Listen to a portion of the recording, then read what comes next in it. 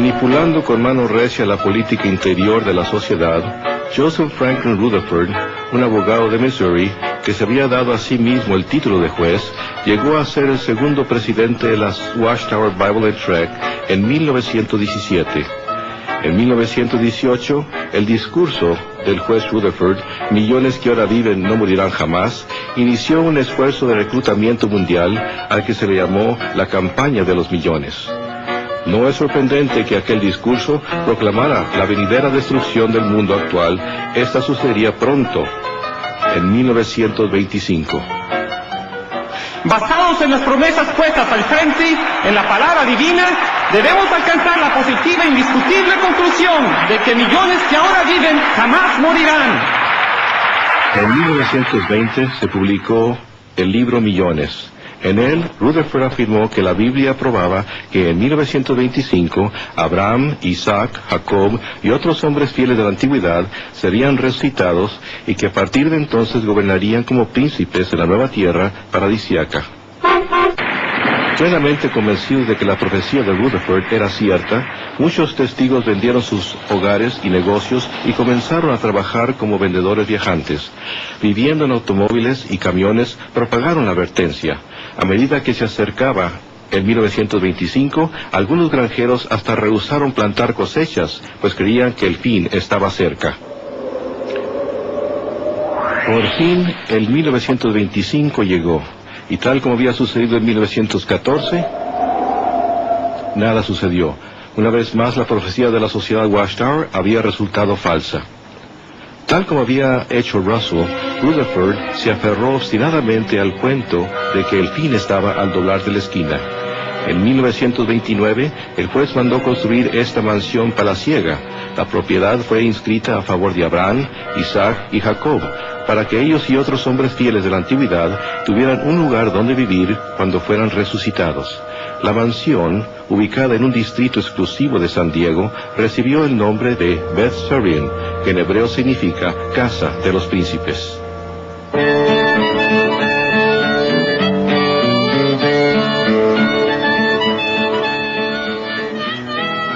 El mundo entró en la Gran Depresión, pero Rutherford vivió como un millonario, pasando los meses invernales en Beth Sarim y los veranos en Europa.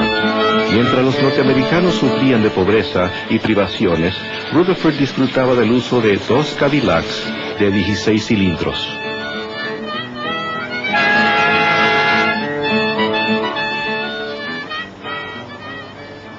Bajo Rutherford, la sociedad Watchtower Bible and Tract se convirtió en una corporación muy próspera.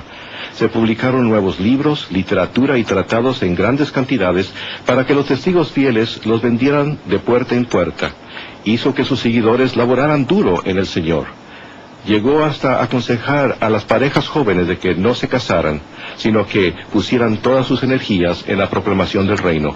Hasta se utilizaron fonógrafos portátiles a las puertas.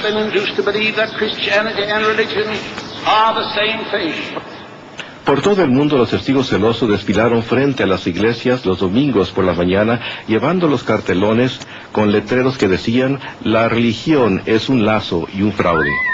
Manteniéndose a la par de los tiempos, la sociedad construyó su propia radioemisora. Y para 1933, 403 radioemisoras transmitían por todo el país los abusivos ataques de Rutherford en contra del clero, los políticos y los individuos a los que él se refería como los ávaros comercialistas. Tanto por la radio como por la página impresa, Rutherford continuó recalcando que solo faltaban unos cuantos meses para el fin del mundo. Finalmente, el fin llegó, pero solo para Rutherford. En 1942, él murió en Beth Sarim, la casa que había construido como un lujoso testimonio al nombre de Dios. En retrospectiva, tal vez el único testimonio que esta hermosa mansión jamás dio fue el del valor en efectivo de la profecía falsa. En 1948, la sociedad vendió privadamente la propiedad, encubriendo así un capítulo bochornoso de su historia. Hoy día, la mayoría de los testigos modernos de Jehová ni siquiera sabe que Beth Sarim jamás existió. Con la muerte de Rutherford, la era flamboyante de las personalidades carismáticas también pasó. Hoy, usando como incentivo las inquietudes de la era nuclear, La sociedad Watchtower es una gigante corporación multinacional que propaga su nuevo mensaje de desolación en todo rincón del globo terráqueo. Un concilio autocrático de gobierno ocupa una posición intermediaria entre Dios y los millones de testigos de Jehová. Se le conoce como el cuerpo gobernante. Debido a que los testigos de Jehová creen que este grupo predilecto es el único conducto por medio de la cual se dirige la palabra de Dios a la humanidad, estos hombres gobiernan con la autoridad indisputable. Cada testigo está sujeto a su dictadura desde la cuna hasta la tumba. Raymond Franz, autor del libro Crisis de Conciencia, fue miembro del cuerpo gobernante de la sociedad Watchtower por 9 de los 60 años que pasó como testigo de Jehová. Su relato de las sesiones secretas del cuerpo gobernante es revelador. Tengo que decir que fue una de las experiencias más desilusionadoras de mi vida. Fue un rudo despertar el ver lo que de veras sucede en esas reuniones.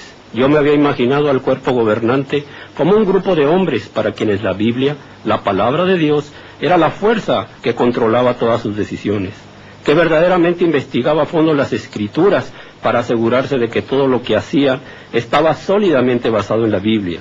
Y cuando entré en el cuerpo gobernante, hallé que muy raras veces se recurría a la Biblia, que muy raras veces la usaban, que en su mayor parte las reuniones consistían en discutir las normas de organización y la manera de aplicar esas normas.